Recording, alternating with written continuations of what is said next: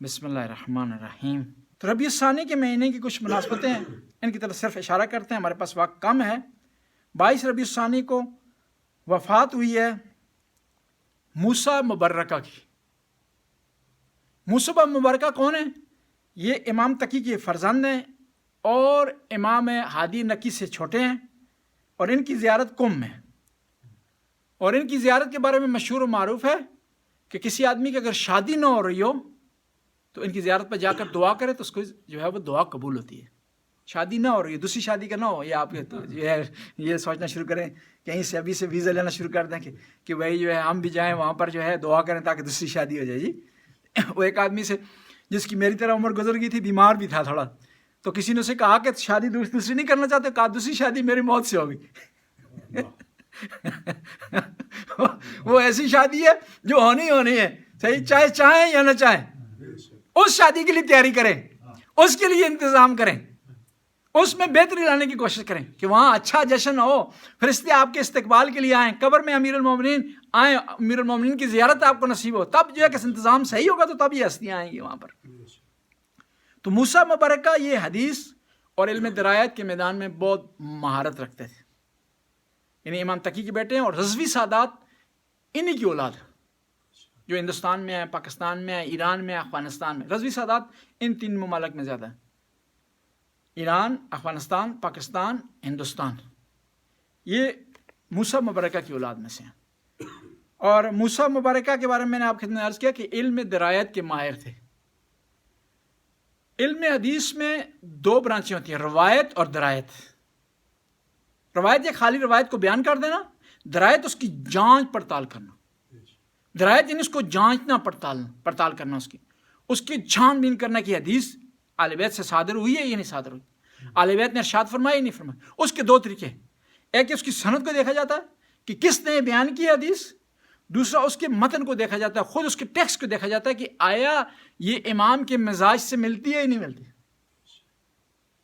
اور یہ مجتہدین ہوتے ہیں جو امام کے مزاج کو جانتے ہیں۔ آسان سی مثال دوں گا، آپ ایک گھر میں رہتے ہیں، آپ ہیں، آپ کی فیملی، آپ کا بیٹا،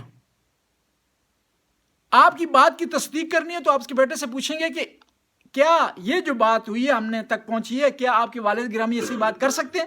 وہ کہے گا کہ نہیں، میرے بابا کے مزاج کے خلاف ایسی بات کرنا۔ ایک آدمی جو اچھے اخلاق کا مالک ہے نا، ہمیشہ مسکراتا رہتا ہے، اسمائل اس کا نام ہے، اس سے غصے کی بات نہ کرو تو کوئی بھی یقین نہیں کرتا۔ تو اہل بیت کے مزاج سے واقف جو ہستیاں ہوتی ہیں، جو لوگ ہوتے ہیں، جو بزرگواران ہوتے ہیں، وہ مجتہدین ہوتے ہیں، وہ جانچ لیتے ہیں حدیث کو دیکھ کر کہ یہ اہل بیت نے بیان فرمائی یا نہیں بیان فرمائی، کیونکہ اہل بیت کوئی بھی بات قرآن کے خلاف کرتے نہیں ہیں، کوئی بھی شریعت کے خلاف کرتے نہیں ہیں، کوئی جس میں بھی جو ہے وہ کمزور پہلو پایا جاتا ہے وہ بیان نہیں ہوتی ان سے۔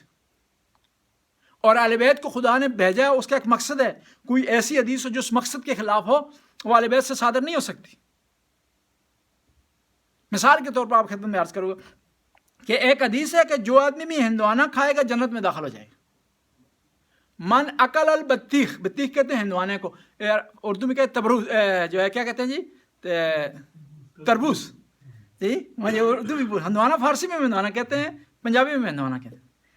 تربوز جو بھی کھائے گا جنت میں داخل ہو جائے گا۔ تو ہمارے استاد تھے تو وہ بڑا مذاق کرتے تھے، کہنے لگا صحیح کہا اس نے، کیوں کھائے گا تو ہیضہ ہو جائے گا، اسے ہیضہ ہو جائے گا تو مر جائے گا تو جنت میں داخل ہو جائے گا۔ یہ جو ہے امام کے مزاج کے خلاف ہے حدیث، کیونکہ امام وہ ہستی ہیں جنہوں نے عمل کی بات کرنی ہے، جنہوں نے کھانے پینے کی بات نہیں کرنی۔ کھانے سے کوئی جنت میں داخل ہو جائے یا نہ کھانے سے جنت میں داخل نہیں ہوگا۔ کھانے سے تو جنت میں کوئی داخل ہوتا ہے، آسان کام ہے، خریدی اور کھائی جاؤ اور جنت میں داخل ہو ہی جاؤ۔ جی وہ پھر تو ہر کوئی نوانے ختم ہو جائیں، یہاں پر تربوزی جو ہے ختم ہو جائیں دکانوں پر کہ یہ جو مسلمان یہ جنت میں داخل ہونے کا انتظام فراہم کر رہے ہیں۔ تو مجتہد جو ہوتا ہے وہ علم درایت کے ذریعے اہل بیت کے کلام کو سمجھتا ہے اور بتاتا ہے کہ صحیح ہے یا صحیح نہیں ہے۔ موسیٰ مبرکہ یہ مدینے میں رہے ہیں، کوفے میں رہے ہیں، کاشان میں رہے ہیں، قم میں رہے ہیں، اور جہاں ان کی قم میں زیارت ہے وہیں پر 40 امامزادوں کی زیارتیں، 6 اختران کے نام سے مشہور ہے۔ اور انہی کی زیارت کے قریب زیارت ہے زید کی۔ زید جو ہے امام زین العابدین کے پوتوں میں سے، ان کی زیارت یہاں پر انہی کی زیارت کے قریب ہے قم میں. انشاءاللہ جب بھی آپ مشرف ہوں قم جائیں تو ان کی زیارت کے لیے ضرور وہاں پر تشریف لے جائیں. اور ان کی جو احادیث ہیں یہ بہت ساری احادیث کے راوی ہیں. موسیٰ مبارکہ شیخ طوسی نے کتاب تہذیب میں ان کی احادیث کو بیان کیا. شیخ مفید نے اپنی کتاب الاختصاص میں ان کی احادیث کو بیان کیا، اور ان سے متعلق بھی کتابیں کئی لکھی گئی ہیں.